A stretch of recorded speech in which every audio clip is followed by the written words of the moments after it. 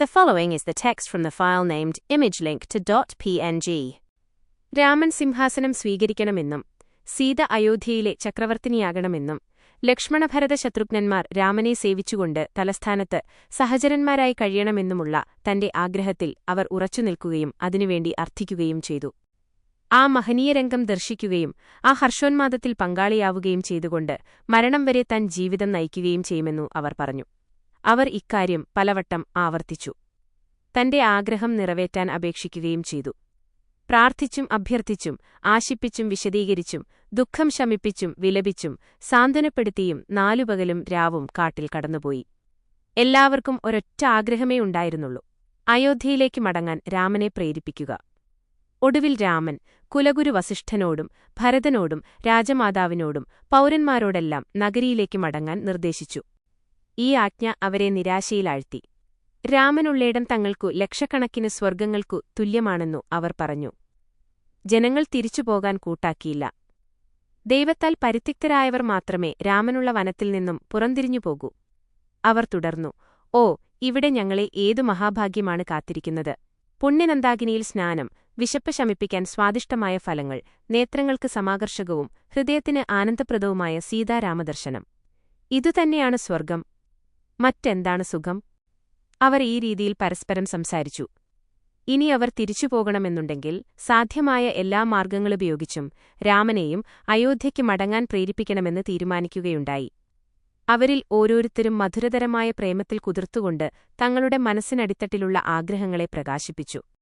ഒടുവിൽ ജ്ഞാനിയും വൃദ്ധനുമായ ഒരു ബ്രാഹ്മണൻ പറഞ്ഞു: ശരി, ഈ വനത്തിൽ രാമന്റെ ശുഭകരവും സന്തോഷപ്രദവുമായ സഹവാസത്തിന് നമുക്കു ഭാഗ്യവും സുഹൃതവുമുണ്ടെങ്കിൽ അവിടുന്ന് തീർച്ചയായും നമ്മളെ ഇവിടെ നിർത്തുന്നതിന് സമ്മതിക്കും. അതല്ല നമ്മുടെ വിധിയെങ്കിൽ നമ്മുടെ ദുർവിധി തന്നെ രാമന്റെ ഹൃദയത്തിന് കാഠിന്യം കൂട്ടും. അവിടുന്ന് നമ്മെ അയോധ്യയിലേക്ക് തിരിച്ചുവിടും ക്കുകയും ചെയ്യും. രാമൻ നമ്മെ അനുഗ്രഹിക്കുന്നില്ലെങ്കിൽ മറ്റാർക്കതിനു കഴിയും? രാമസാന്നിധ്യത്തിൽ ദിവസങ്ങൾ കഴിച്ചുകൂട്ടാൻ നമുക്ക് സാധിക്കുന്നില്ലെങ്കിൽ ആ ദിവസങ്ങൾ എവിടെ കഴിച്ചാലും നാം ജീവിക്കുന്ന ശവശരീരങ്ങൾ മാത്രമായിരിക്കും. അദ്ദേഹം അവസാനിപ്പിച്ചപ്പോൾ എല്ലാവരും വികാരപൂർവ്വം പെട്ടെന്നു പറഞ്ഞു: വാസ്തവം ഈ വാക്കുകൾ പരിപൂർണമായും ശരിയാണ്. ദശരഥ ചക്രവർത്തി ചരമഗതി പ്രാപിച്ചപ്പോൾ കുലഗുരു വസിഷ്ഠൻ ജനകൻ ഒരു സന്ദേശം അയച്ചിട്ടുണ്ടായിരുന്നു. ജനകൻ ഇതു കിട്ടിയ ഉടനെ തന്നെ തന്റെ രാജ്ഞിയായ സുനേനയോടൊപ്പം അയോധ്യയിൽ അനുശോചനത്തിനായി എത്തിയിരുന്നു. അവിടെ വെച്ച് അവർ സംഭവവികാസങ്ങളെല്ലാം അറിഞ്ഞു. ഭരതൻ അയോധ്യയിലെത്തിയതിൽ പിന്നെ അമ്മമാരോടും കുലഗുരുവിനോടും ജനനേതാക്കന്മാരോടും ഒന്നിച്ച് ചിത്രകൂടത്തിലേക്ക് പോകാൻ തീരുമാനിച്ചപ്പോൾ ജനകനും അദ്ദേഹത്തിന്റെ പട്ടമഹിഷിയും അവരോടൊപ്പിച്ചുപോയി. അവിടെ സീതയെയും രാമനെയും കാണുന്നതിന് അനുകൂലമായ ഒരവസരത്തിനുവേണ്ടി വളരെ നേരമായി കാത്തിരിക്കയായിരുന്നു അവർ. ഇതിനിടയിൽ സീതയുടെ അമ്മ കൗസല്യയെയും മറ്റു രാജ്ഞിമാരെയും കാണാൻ സൗകര്യമുണ്ടോ എന്നന്വേഷിച്ചറിയാൻ വേണ്ടി ഒരു പരിചാരികയെ അയച്ചു. ജ്യേഷ്ഠമാസത്തിലെ ശുക്ലപക്ഷത്തിൽ 11-ാം ദിവസമായിരുന്നു അന്ന്. ആ ദിവസം സുനേനരാജ്ഞി 4 പേരെയും കാട്ടിൽ കണ്ടു. കൗസല്യ സുനേനരാജ്ഞിക്ക് സമാദരണങ്ങൾ അർപ്പിച്ചു. അവരോട് വളരെ ബഹുമാനപൂർവ്വം പെരുമാറി. അവർക്കൊരാസനം നൽകി. ജനകന്റെ പട്ടമഹിഷിയെ രാജ്ഞിമാർ കാണുന്നത് അന്നാദ്യമായിട്ടായിരുന്നു. സുനേനരാജ്ഞിക്ക് അയോധ്യയിലെ രാജ്ഞിമാരായ കൗസല്യയെയും സുമിത്രയെയും കൈകേയിയെയും കണ്ട ഉടനെ അവരുടെ പ്രേമപൂർവമായ സംഭാഷണത്തിലും ഉദാരമായ ആചാരങ്ങളിലും കരുണാർദ്രമായ സഖിത്വത്തിലും ഏറ്റവും കഠിനമായ വജ്രം പോലും അലിഞ്ഞുപോകുമെന്നു തോന്നി. അവരുടെ ശരീരം മെലിഞ്ഞതായും സങ്കടം കൊണ്ട് ശിരസ് നമ്രമായതായും ആ രാജ്ഞി കണ്ടു. അവരുടെ ദൃഷ്ടികൾ നിലത്തുറപ്പിച്ചിരുന്നു. അവർ ശോകബാഷ്പം പൊഴിക്കുകയായിരുന്നു. സീതയുടെയും രാമന്റെയും സദ്ഗുണങ്ങളെപ്പറ്റി 3 രാജ്ഞിമാരും പുകഴ്ത്തി. ഹൃദയങ്ങളിൽ ദുഃഖത്തിന്റെ അലകൾ ഉയർന്നുവന്ന കരച്ചിലിലും പുലമ്പലിലും അവരുടെ വാക്കുകൾ നിശബ്ദമാക്കി.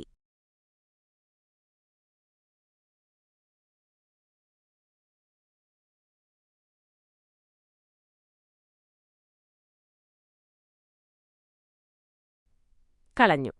അതുകൊണ്ട് അവർക്ക് സംഭാഷണം തുടരാൻ കഴിഞ്ഞില്ല. ശോകത്തിന്റെ ബഹിർഗമനം തടയാനും അവർക്ക് കഴിഞ്ഞില്ല.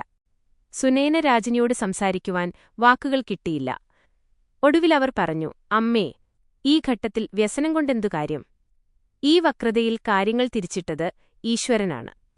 പാലിന്മേലുള്ള പാട മുറിക്കാനായി ഒരു വജ്രാന്തമായ കത്തി ഉപയോഗിക്കുന്നു. നാം ജീവദായകമായ അമൃതത്തെപ്പറ്റി കേട്ടിട്ടുണ്ട്. സ്വർഗീയ സുധ പക്ഷേ നാമത് കണ്ടിട്ടില്ല. അതിന് തുല്യമായ ശക്തിയുള്ള വിഷം കാണാൻ നമുക്കിടവന്നു. കാക്കകൾ, കൊക്കുകൾ, കഴുകന്മാർ, കുമാന്മാർ മുതലായ പക്ഷികളെപ്പറ്റി മാത്രമേ നമുക്ക് കണ്ടുപരിചയമുള്ളൂ. മാനസരസിലെ ദിവ്യഹംസത്തെപ്പറ്റിയുള്ള ദർശനം നമ്മുടെ ഭാവനയ്ക്ക് അതീതമാണ്. രാജനിമാരെ വിധിയുടെ ലീലവൈരുദ്ധ്യങ്ങൾ കൊണ്ടും അസംബന്ധങ്ങൾ കൊണ്ടും നിറഞ്ഞതാണ്. കുട്ടികളുടെ തന്നിഷ്ടമായ കേളികളെപ്പോലെ അത് മുൻകൂട്ടി പ്രവചിക്കുവാൻ സാധ്യമല്ലാത്തതുമാണ്. ഇപ്രകാരം രാജനിമാരെ സമാശ്വസിപ്പിക്കുവാൻ ശ്രമിക്കുന്നതിനിടയിൽ സുനയനയ്ക്ക് സ്വന്തം കണ്ണുനീർ നിയന്ത്രിക്കാൻ കഴിഞ്ഞില്ല. ഇതു കേട്ടും കണ്ടും കൗസല്യ പറഞ്ഞു, "ഓ സുനയനെ, ഇതൊരു പ്രത്യേക വ്യക്തിയുടെ കുറ്റം കൊണ്ട് സംഭവിച്ചതല്ല. ആളുകളുടെ സ്വന്തം കർമ്മത്തിന്റെ പ്രവൃത്തികൾ, വാക്കുകൾ, ചിന്തകൾ എന്നിവയുടെ ഫലമാണ്. സുഖവും ദുഃഖവും ലാഭവും നഷ്ടവുമൊക്കെ അവശ്യമനുഭോക്തവ്യം കൃതം കർമ്മശുഭാശുഭം എന്നു പറഞ്ഞിട്ടില്ലേ? നല്ലതായാലും ചീത്തയായാലും എന്തു കർമ്മം ചെയ്തിട്ടുണ്ടോ അതിന്റെ ഫലങ്ങൾ ഇഷ്ടമായാലും അനിഷ്ടമായാലും അനുഭവിക്കേണ്ടിവരും. കർമ്മത്തിന്റെ കഷ്ടതാപൂർണമായ ഗതി ഈശ്വരൻ മാത്രം അറിയാം. പ്രവൃത്തിക്കനുസരിച്ച ഫലങ്ങൾ അവിടുന്ന് നൽകുന്നു. ഈ ദൈവികമായ കൽപ്പന ഓരോരുത്തരും ശിരസാവഹിക്കുന്നു. അല്ലയോ രാജനി, നമ്മൾ വ്യാമോഹത്തിൽ കെട്ടുപിണഞ്ഞുകിടക്കുകയാണ്. നാം വെറുതെ ദുഃഖത്തിന് വിധേയരാവുന്നു. നമ്മൾ ദുഃഖിക്കുമ്പോൾ അതീതജങ്ങളിൽ നാം നേടി സൂക്ഷിച്ചുവച്ച നന്മ നമ്മെ വിട്ടുകളയുന്നതെന്തുകൊണ്ട്? ലോകാരംഭത്തിനു മുമ്പുതന്നെ ലോകത്തിന്റെ ആധിപത്യം വഹിച്ച കാര്യകാരണ നിയമം നമുക്കുവേണ്ടി മാറ്റിവെക്കപ്പെടുവാൻ കഴിയുമോ? അതൊരു ഭ്രാന്തമായ മോഹമാണ്. കൗസല്യസമാശ്വാസത്തിനുള്ള അവരുടെ ശ്രമം അനേകം ദീർഘശ്വാസങ്ങളോടെ അവസാനിപ്പിച്ചു. അവർ അവസാനിപ്പിച്ചപ്പോൾ സുനയന പറഞ്ഞു, "അമ്മാരെ, അപൂർവം ചില ഭരണാധികാരികൾക്കു മാത്രം ഉള്ള പുണ്യകരമായ ഗുണോത്കർഷത്തിന്റെ യശസ്സ് ദശരഥ ചക്രവർത്തിക്ക് ലഭിച്ചതുകൊണ്ട് നിങ്ങൾ തീർച്ചയായും വളരെയേറെ ഭാഗ്യവതികളാണ്. അത്രയും ശ്രേഷ്ഠനായ ഒരു മഹാപുരുഷന്റെ പത്നിമാരാണ് നിങ്ങൾ. കാരുണ്യപൂർവ്വം എല്ലാ ജീവരാശികളെയും സമാശ്ലേഷിക്കുന്ന ഹൃദയമുള്ള രാമന്റെ ധർമ്മത്തിന്റെയും പ്രേമത്തിന്റെയും മൂർത്തിമദ്ഭാവമായ രാമന്റെ ജനിയത്രികളാണ് നിങ്ങൾ. നിങ്ങൾ വിശ്വം മുഴുവൻ നിറഞ്ഞു നിൽക്കുന്ന അനശ്വരമായ യശസ്സ് നേടിയിരിക്കുന്നു. നിങ്ങളിപ്പോൾ പറഞ്ഞത് പരമസത്യമാണ്. ചുമലിൽ വയ്ക്കപ്പെട്ട ഒരു തട്ടിൽ ബന്ധിക്കപ്പെട്ട രണ്ട് തുല്യമായ തൂക്കമുള്ള പാത്രങ്ങളാണ്. സുഖവും ദുഃഖവും ഓരോരുത്തരും രണ്ടും തുല്യപങ്കായി വഹിക്കേണ്ടതുണ്ട്. ഒരാൾക്ക് ദുഃഖമില്ലെങ്കിൽ സുഖമെന്താണെന്ന് തിരിച്ചറിയാൻ കഴിയുകയില്ല. കഴിയുമോ? ന സുഖാത് ലഭ്യതേ സുഖം. സുഖത്തിൽ നിന്നും സുഖമുണ്ടാവുകയില്ല. ശരിയല്ലേ? കൗസല്യ പൊട്ടിക്കരച്ചിലിനിടയിൽ ദുഃഖസ്വരത്തിൽ പറഞ്ഞു, "സീതയും രാമനും ലക്ഷ്മണനും കാട്ടിൽ തന്നെ കഴിയുകയാണെങ്കിൽ അനേകം ആപത്തുകളുണ്ടാവുക. ഭരതൻ രാമനിൽ നിന്നുള്ള വിരഹം അതിജീവിക്കാൻ സാധിക്കുകയില്ലെന്ന് എനിക്കറിയാം. എനിക്ക് സീതയെയും രാമനെയും ലക്ഷ്മണനെയും കാണുമ്പോഴതിനേക്കാൾ വേദന കൂടുകയുതെന്നത് ഭരതനെ കാണുമ്പോഴാണ്. ഭരതനെപ്പറ്റി ചിന്തിക്കുമ്പോൾ എന്നെ ഭയം പിടികൂടുന്നു." ഇതു ശരിയാണെന്ന് സുമിത്രയും കൈകേയിയും സമ്മതിച്ചു. അവരും ഭരതന്റെ സ്ഥിതി കണ്ട് ദയാക്രാന്തരായിരുന്നു.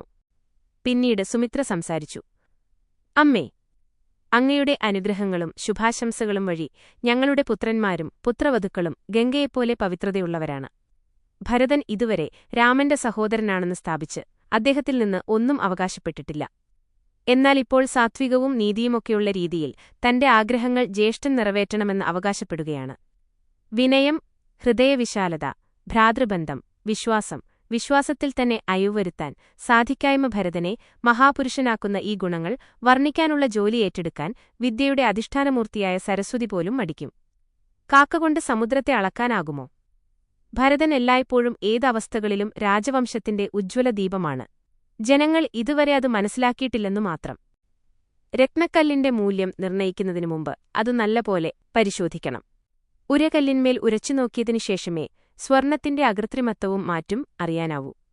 ഈ ഘട്ടത്തിൽ നാം നിരാശാജനകമായ രീതിയിൽ അവരെപ്പറ്റി സംസാരിക്കാതിരിക്കുക. ദുഃഖവും പുത്രബന്ധവും നമ്മുടെ കാരണബുദ്ധിയെ ഇപ്പോൾ ബാധിച്ചിട്ടുണ്ട്. ആശ്വാസജനകവും വിവേകപൂർവവുമായ ഈ വാക്കുകൾ അവസാനിപ്പിച്ചപ്പോൾ സുമിത്ര കണ്ണുനീർ തുടച്ചു. അവരുടെ വാക്കുകൾ കേട്ട മിഥിലരാജിനിയായ സുനയന സ്വയം ഇങ്ങനെ ചിന്തിച്ചു, അയോധ്യയിലെ ഈ രാജ്ഞിമാർ യഥാർത്ഥത്തിൽ വളരെ മഹത്വമുള്ളവരാണ്. കുലീനതയിൽ ഒരാൾ മറ്റൊരാൾക്ക് മേലെയെന്ന നിലയിലല്ല. സാധാരണ അമ്മാർ ചെയ്യാറുള്ളതുപോലെ അവർ സ്വന്തം മക്കളെ പുകഴ്ത്തിപ്പറയുന്നില്ല. അവർ സപത്നിമാരുടെ പുത്രന്മാർക്കുള്ള ഗുണങ്ങളെ പ്രകീർത്തിക്കുന്നു. ഇത് ലോകത്തിൽ സാധാരണയായി കാണപ്പെടുന്ന സ്ത്രീകളുടെ പ്രകൃതിക്ക് കടകവിരുദ്ധമാണ്. എങ്ങനെയാണ് അവർ തങ്ങളുടെ ഭർത്താവിന് മറ്റു ഭാര്യമാരിൽ ജനിച്ച മക്കളെ വർണ്ണിക്കുകയും വിലയിരുത്തുകയും ചെയ്യുന്നത്? ഈ രാജ്ഞിമാർ തങ്ങളുടെ മക്കളെയും മറ്റ് രാജ്ഞിമാരുടെ മക്കളെയും വേറിട്ട് കാണാത്ത ഇവർ ലോകത്തിനു മുഴുവൻ ആദർശമാകേണ്ട ഗൃഹസ്ഥകളാണ്. ഹാ, എന്തൊരു ഹൃദയവിശാലത! പ്രേമാനുഭൂതിയിൽ എന്തൊരു പരിശുദ്ധിയും പരിപൂർണതയും! കൗസല്യ കുറഞ്ഞൊരു ധൈര്യം സമാഹരിച്ചുകൊണ്ട് സുനയനോടിപ്രകാരം പറഞ്ഞു, മിഥിലാരാജ്ഞി, നിങ്ങൾ ജ്ഞാനവാരിധിയായ ജനകചക്രവർത്തിയുടെ പട്ടമഹിഷിയാണ്. നിങ്ങളെ ഉപദേശിക്കുവാൻ ആർ ധൈര്യപ്പെടും? ഞങ്ങൾ സ്വന്തം അജ്ഞതയിൽ എന്തൊക്കെയോ വിഡ്ഢിത്തം പുലമ്പുകയാണ്. എന്നാലും ഞാൻ അപേക്ഷിക്കുന്നു, ജനകചക്രവർത്തിയോട് കഴിയുന്നതും വേഗം അദ്ദേഹത്തിന് സമയം കിട്ടുമ്പോൾ എന്റെ ഈ വാക്കുകൾ പറയുക.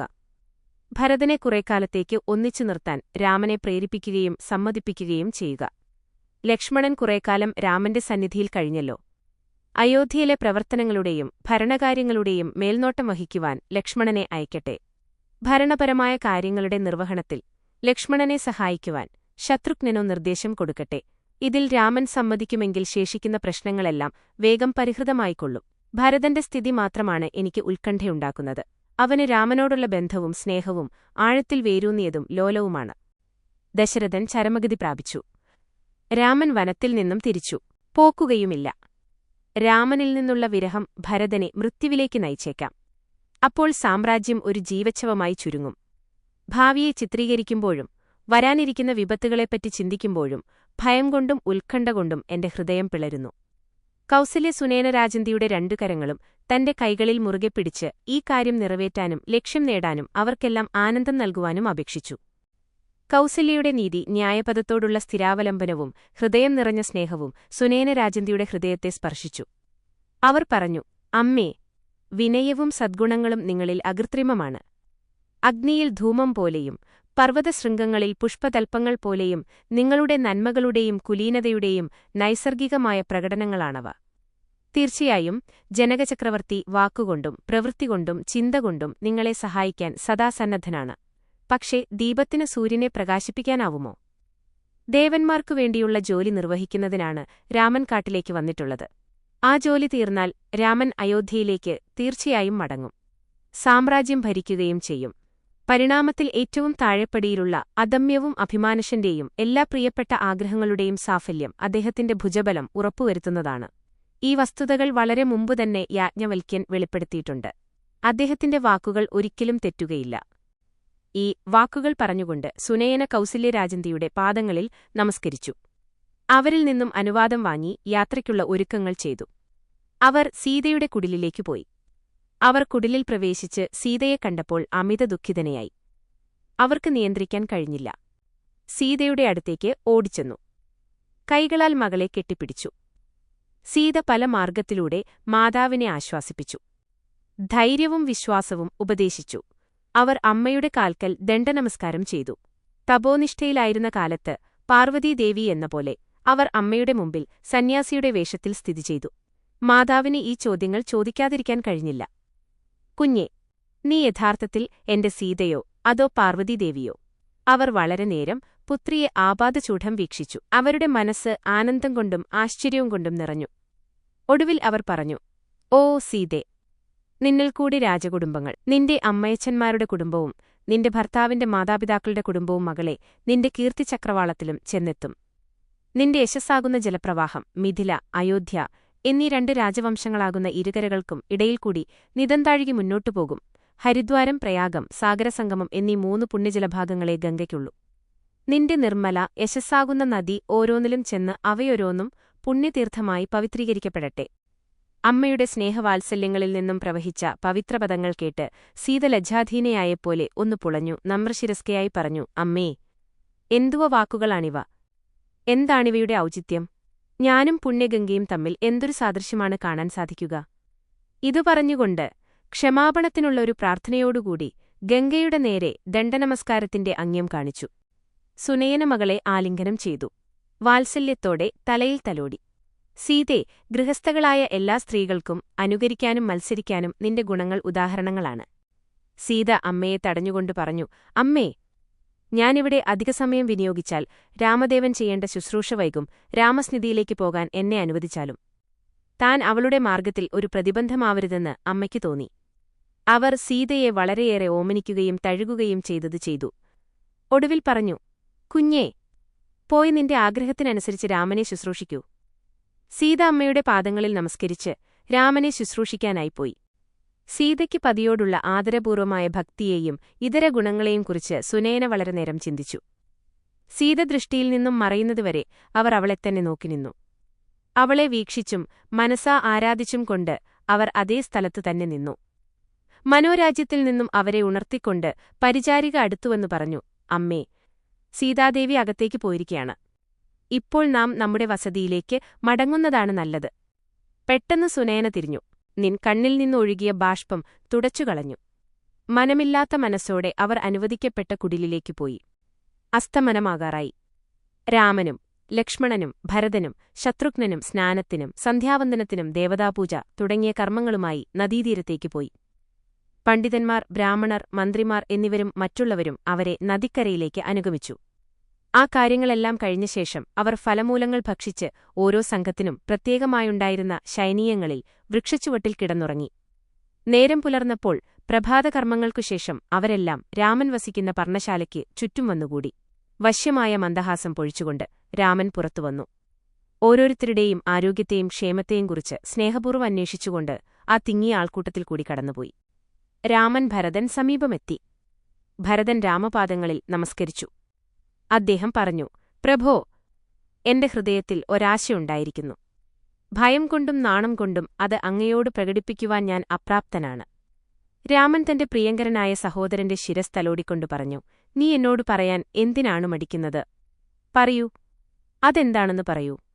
ഇതു കേട്ടപ്പോൾ ഭരതൻ പറഞ്ഞു, ജ്യേഷ്ഠാ, ഈ ചിത്രകൂടശിവരത്തിന്റെ ചുറ്റുമുള്ള നദീതടങ്ങളിലെ പുണ്യസ്നാനഘട്ടങ്ങൾ, ഈ നിബിഡവനങ്ങളിലെ ഒഴിഞ്ഞ പ്രദേശങ്ങൾ, അവിടെ അലഞ്ഞുതിരിയുന്ന വന്യമൃഗങ്ങൾ, തടാകങ്ങൾ, അരുവികൾ, വെള്ളച്ചാട്ടങ്ങൾ എന്നിവ സന്ദർശിക്കുവാൻ എനിക്ക് വലിയ ആഗ്രഹമുണ്ട്. അവയെല്ലാം അവിടുത്തെ പാദകമലങ്ങളുടെ സ്പർശത്താൽ പവിത്രീകൃതങ്ങളായിരിക്കുന്നു. ആ മേന്മയേറിയ സ്ഥലങ്ങൾ സന്ദർശിക്കാനുള്ള ആന്തരിക പ്രേരണയ്ക്ക് അയോധ്യാവാസികൾ അധീനരായി കഴിഞ്ഞിരിക്കുന്നു. രാമൻ മറുപടി പറഞ്ഞു, ഭരത, നിന്റെ ആഗ്രഹം എത്രയും സ്തുത്യർഹമാണ്. നിനക്ക് അത്രിമഹർഷിയുടെ അനുമതിയോടുകൂടി ഈ സ്ഥലങ്ങളെല്ലാം സന്തോഷപൂർവ്വം സന്ദർശിക്കാം. അത് കേട്ടപ്പോൾ ഭരതൻ വളരെ സന്തോഷിച്ചു. അദ്ദേഹം മഹർഷിയുടെയും രാമന്റെയും പാദങ്ങളിൽ നമസ്കരിച്ചു. അനന്തരം ശത്രുഘ്നനോടും അയോധ്യയിൽ നിന്ന് വന്നവരോടൊന്നിച്ച് വഴിക്ക് അനേകം ആശ്രമങ്ങളും പുണ്യസ്ഥലങ്ങളും സന്ദർശിച്ചുകൊണ്ട് വനത്തിന്റെ ഉൾപ്രദേശത്തേക്ക് പ്രവേശിച്ചു. അവർ പോയ വഴിയിൽ പർവ്വതപാർശ്വത്തിൽ ഒരു കിണർ കണ്ടു. എല്ലാ പുണ്യനദികളിൽ നിന്നും തടാകങ്ങളിൽ നിന്നുമുള്ള പുണ്യജലം അതിലുണ്ടായിരുന്നു. അതിലെ വെള്ളം സ്വൽപ്പമെടുത്ത് ഭരതൻ തന്റെ ശിരസിൽ ഭക്ത്യാദരങ്ങളോടെ തളിച്ചു. ആ പുണ്യതീർത്ഥത്തിന്റെ മുമ്പാകെ അദ്ദേഹം നമസ്കരിച്ചു. വെള്ളത്തിൽ വീണിരുന്ന ഉണക്കിലകളും മറ്റ് ചപ്പുകവറുകളും തന്റെ കൈകൊണ്ടുതന്നെ എടുത്തുമാറ്റി അദ്ദേഹം അത് വൃത്തിയാക്കി. ആ കിണറാണ് ഭരതകൂപം. ഭരതന്റെ കിണർ എന്ന പേരിൽ ലോകം മുഴുവൻ ഇന്നും ബഹുമാനിക്കപ്പെടുന്നത്. പാതുക പട്ടാഭിഷേകം. അവർ വന്നിട്ട് 6 ദിവസം കഴിഞ്ഞു. അന്ന് കുളി, ഉഷപ്പൂജ, മറ്റ് ഭക്തിപരമായ കർമ്മങ്ങൾ കഴിഞ്ഞതിനുശേഷം ഭരതൻ ശത്രുഘ്നനെയും അംഗരക്ഷകരെയും അനുയായികളെയും വിളിച്ചു. രാമനോട് തുറന്ന് സംസാരിക്കുന്നതിന് പറ്റിയ സമയം കാത്തിരിക്കുകയായിരുന്നു അദ്ദേഹം. സൗകര്യം ലഭിച്ച ഉടനെ അദ്ദേഹം സ്ഥാനത്തുനിന്നും പെട്ടെന്നെഴുന്നേറ്റ് ധൈര്യം സമാഹരിച്ചുകൊണ്ട് രാമസമീപമെത്തി. ആ പാദങ്ങളിൽ ദണ്ഡനമസ്കാരം ചെയ്തു. കൈകൂപ്പിക്കൊണ്ട് ഭരതൻ പ്രാർത്ഥിച്ചു, ഓ ഇക്ഷ്വാകുരാജവംശതിലകമേ, അവിടുന്ന് എന്റെ ആഗ്രഹങ്ങളെന്നും നിറവേറ്റിയിരുന്നു. എനിക്കുവേണ്ടി അങ്ങ് എല്ലാവിധ കഷ്ടപ്പാടുകളും അനുഭവിക്കാൻ ഉറച്ചു തീരുമാനിച്ചിരിക്കുകയാണ്. 14 സംവത്സരക്കാലം ഞാൻ രാജ്യത്ത് അങ്ങയുടെ സേവനം ചെയ്തുകൊണ്ട് അങ്ങയുടെ പ്രത്യാഗമനവും പ്രതീക്ഷിച്ചിരിക്കും. ആ കാലാവധി കഴിയുമ്പോൾ അങ്ങയുടെ പാതാരവിന്ദം ദർശിക്കാൻ എന്നെ പ്രാപ്തനാക്കുന്ന ഒരു പന്ഥാവ് കാണിച്ചു തന്നാലും, ഈ 14 വർഷത്തെ വിരഹം അതിജീവിക്കുവാൻ എനിക്ക് ധൈര്യം നൽകിയാലും. രാമ, അങ്ങയുടെ പ്രജകൾ, അവരുടെ കുടുംബങ്ങൾ, ഈ വിസ്തൃതമായ സാമ്രാജ്യത്തിൽ നിവസിക്കുന്ന ജനങ്ങൾ, ബ്രാഹ്മണർ, പണ്ഡിതന്മാർ, ഇവരെയെല്ലാം ആധ്യാത്മികതയുമുള്ളവരാണ്. അവരെല്ലാം ഭക്തിയാൽ അങ്ങുമായി ബന്ധിതരാരാണ്. അങ്ങേക്ക് അവരോടുള്ള പ്രേമത്താൽ പ്രേരിതരായി അവർ വേദന അനുഭവിക്കുകയാണ്. അങ്ങയിൽ നിന്ന് വേർപെട്ടിട്ടാണ് ആത്മസാക്ഷാത്കാരം നേടേണ്ടതെങ്കിൽ ഞാൻ അതിനാഗ്രഹിക്കുകയേയില്ല, അതിന് ശ്രദ്ധിക്കുകയുമില്ല. അങ്ങേക്ക് ദാസന്മാരുടെ ആന്തരിക വികാരങ്ങൾ അറിയുമല്ലോ. അവരുടെ ഏറ്റവും ആഗാധമായ ആഗ്രഹങ്ങളും അങ്ങേക്കറിയാം. ഇപ്പോഴും ഇതിനുശേഷവും അങ്ങേക്കെന്നെ നയിക്കുവാനും ലക്ഷ്യത്തിലേക്കെത്തിക്കുവാനും കഴിയും. എന്റെ നിലനിൽപ്പിനുള്ള ശക്തിയും എന്റെ ജീവസുധാരണത്തിനുള്ള വസ്തുവും ഈ വിശ്വാസമാണ്. ഈ വിശ്വാസത്താൽ ഞാൻ ഈ വേദനയെല്ലാം ചുക്കിച്ചുളിഞ്ഞ തൃണദളങ്ങളായി കണക്കാക്കുന്നു. ഇതുവരെ എന്റെ ദുഃഖങ്ങളെല്ലാം തലയ്ക്കൊരു ഭാരമായി അനുഭവപ്പെട്ടതുകൊണ്ടാണ് ഞാൻ അങ്ങയുടെ മുമ്പിൽ വിശദമായി പ്രകടിപ്പിച്ചത്. അതെന്റെ പരാജയമായിരുന്നു. എന്റെ കുറ്റത്തിന് എന്നെ ശകാരിക്കാനോ ശാസിക്കാനോ അങ്ങ് മടിക്കേണ്ടതില്ല. ഇത് കേട്ട് അവിടെ കൂടിയവർ ഭരതന്റെ പ്രസ്താവനകളെ സ്വാഗതം ചെയ്യുകയും അഭിനന്ദിക്കുകയും ചെയ്തു. വെള്ളം ചേർത്ത പാലിൽ നിന്നും പാൽ മാത്രം വേർതിരിച്ചെടുത്ത് കുടിക്കുവാൻ ദിവ്യഹംസത്തിന് കഴിയുന്നതുപോലെ ഭരതൻ അസത്യത്തിൽ നിന്നും സത്യത്തെ വേർതിരിച്ചെടുത്ത് സത്യം മാത്രം പ്രകാശിപ്പിച്ചിരിക്കുന്നു. അവർ പറഞ്ഞു, ദുരിതമനുഭവിക്കുന്നവരോട് ദയാർദ്രതയുള്ള രാമൻ തന്റെ ഭ്രാതാവിന്റെ നിർമ്മല ഹൃദയത്തിൽ നിന്നും ബഹിർഗമിച്ച ആ വാക്കുകൾ ശ്രദ്ധിച്ചു. സ്ഥലം, കാലം, പരിതസ്ഥിതികൾ എന്നിവയ്ക്കനുസരിച്ച് രാമൻ ഇങ്ങനെ മറുപടി പറഞ്ഞു: അനുജ, വീട്ടിൽ താമസിക്കുന്ന നിനക്കും കാട്ടിൽ താമസിക്കുന്ന ഞങ്ങൾക്കും രക്ഷകനായി ഒരാളുണ്ട്. രക്ഷിക്കാനും തടുക്കാനും ലൗകികവും പ്രായോഗികവുമായ ബുദ്ധിവെച്ചുകൊണ്ട് നോക്കുമ്പോൾ കുലഗുരുവായ വസിഷ്ഠനും ജനകചക്രവർത്തിയും രക്ഷിതാക്കളും മാർഗദർശികളായി നിനക്കുണ്ട്. നമ്മുടെ സ്വപ്നത്തിൽ പോലും യാതൊരു ഉപദ്രവവും നമ്മെ അലട്ടുകയില്ല. നമ്മുടെ ഏറ്റവും വലിയ ധർമ്മം പിതാവിന്റെ ആജ്ഞകളെ നിറവേറ്റുക എന്നതാണ്. അതുവഴി നാം ആഗ്രഹിക്കുന്ന എല്ലാ നന്മകളും കൈവരും. അതിനു മാത്രമേ അനശ്വരമായ യശസ്സ് നേടുന്നതിന് നമ്മെ പ്രാപ്തരാക്കുവാൻ കഴിയുകയുള്ളൂ. വേദങ്ങളാൽ അംഗീകൃതമായ മാർഗവുമാണത്. ആരാണോ ഗുരുവിന്റെ, പിതാവിന്റെ, മാതാവിന്റെ ആജ്ഞകൾ ആദരിച്ച് ശരിയായ മാർഗത്തിൽ സഞ്ചരിക്കുന്നത് അവന്റെ ജീവിതം ഉത്കൃഷ്ടമായിരിക്കും എന്ന് വേദങ്ങൾ അരുളുന്നു.